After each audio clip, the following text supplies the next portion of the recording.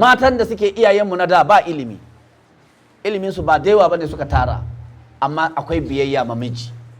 Amma na yanzu ga ƙur'anin ga hadisin, in ta rufe ido tana rai da ƙur'ani, in ka ɓuya a gefe wallahi ka ce kawai wata balarabiya ne.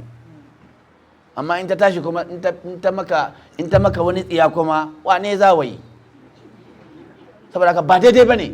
Ku koya ma 'ya'yanku mata, ku koya musu yadda ake rarrashin mai gida. Kar ki koya mata reni. Namiji fa wata ma in zai mijin in ta ga tana wannan tana ga tana da miji, wannan tana abin nan, in ta ga tana ma mijinta soyayya sai ga suna gulma da baki da kawaye, sai ga suna haka. Wai jita wai sabon shiga kenan, barawo da sallama, wai duba tana ma miji biyayya, bata san miji ba dan goyo bane.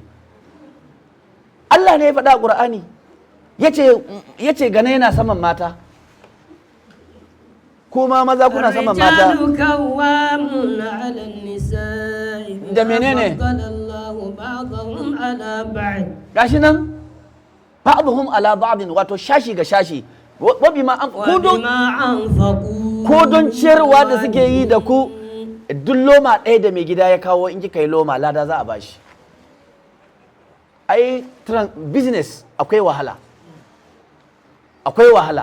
ai ku mata wanda aka mutu aka bar muku marayu, ai kuna jin wahalan da kuke ji wajen ciyar da yaran nan. To me yasa ba kwa tunawa yadda iyayen nan suke ciyar da su akwai wahala? Ku je ku yi hira da matan da aka mutu aka bar mata 'ya'ya 7 ko 'ya'ya 8, kafin 'ya'yan nan su girma, ku je ku tambaye ta wahalar da ta sha. Wallahi wata in ta ji wahala sai ta ji kamar ma ta je ta yi sata.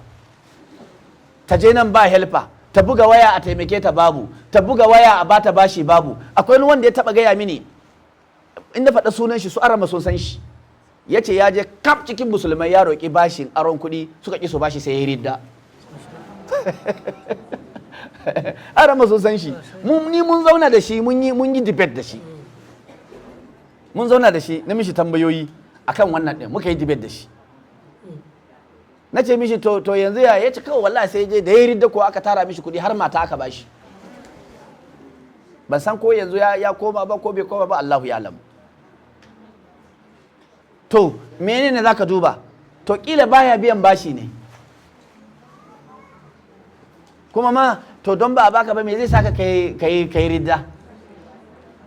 Kuma ku mata matsalanku ba nan ba, ba a nan ba, kuma ba matan Najeriya ba.